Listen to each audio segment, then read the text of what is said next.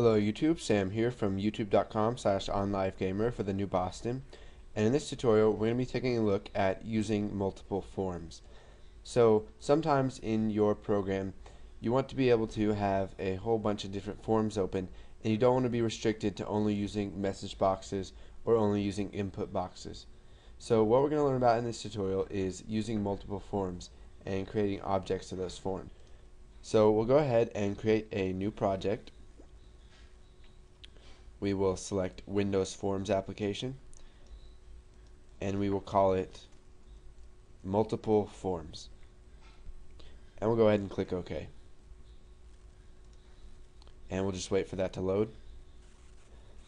Okay, so now let's resize our form some, and we'll come over here to our toolbox and we will add a button. So we'll just make this button a little bit bigger, and then we'll add a text box. So text box right there, and we'll add a label right above that text box. And here, let's switch places, and we will just set the text of that label to name. So we'll come down here and we'll set it to name, and now we'll set the text box name to text new form name, and we'll set the name of button 1 to button new form, and we'll go ahead and shrink that down a bit, and we will set the text to show new form. Okay, so now what we're going to do is we are going to open up the code for our form 1, and we'll just go ahead and set the title of the form 1. So let's come back here and we'll set the text to form number 1. Okay, so now what we're going to do is we're going to access the click event for button show new form. And now what we need to do is we need to create a new form object that we can show. So what we're going to do is we'll type declare new form as new form 1. So it's going to create a new form 1 object, which is going to be an exact copy of our form number 1. And we'll come up here and create a private variable. So private form number as integer, and we'll go ahead and set that equal to 0 to begin with. Okay, so now that we've declared our new form object, let's go ahead and set the form number. So new form dot form number equals 2. Let's go ahead and set this one equal to 1. Okay, so now that we've set our new form, we're going to go ahead and type new form dot show dialog. So what this is going to do is it's going to pop up our new form, and it's going to let us use it. Now what we need to do under form1.load, so we'll come up here to form1.load, and we will type me.text equals, and then we'll type form number, and let's just add a colon right here, and then we will add the form number and form number.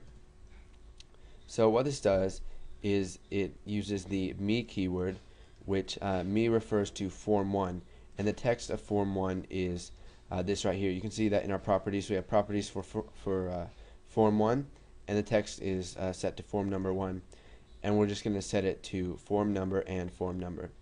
So now let's go ahead and run this, and if we click show new form, we get form number 2, and we can show as many of these forms as we want. And you can see that it will not let us go back to the first form while form number 2 is open, because we use the show dialog method, which makes it to where it'll only let us use that until we close out of it. Now what we need to do is we need to get the name that is typed in right here.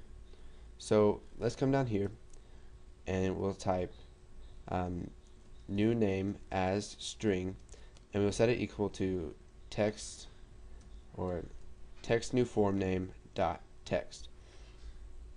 And let's go ahead and create another variable. So private name as string, and we'll set it equal to nothing to begin with.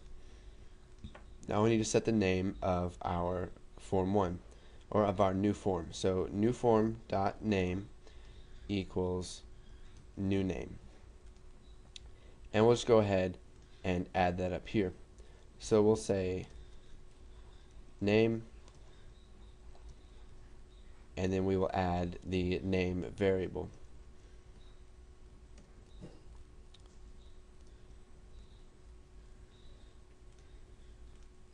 And we'll just go ahead and set this to default instead of nothing, so that the compiler will quit warning us. Okay, let's go ahead and set this to form name, because the error wasn't with the declaration and setting the value of it. It was with the actual name, because it conflicts with the name that's already in Visual Basic. So we'll add this one to form name. And let's go ahead and run this. And you can see that if we type my new form and we click show new form, we get form number 2 and name is default. So let's go ahead and see what we did wrong.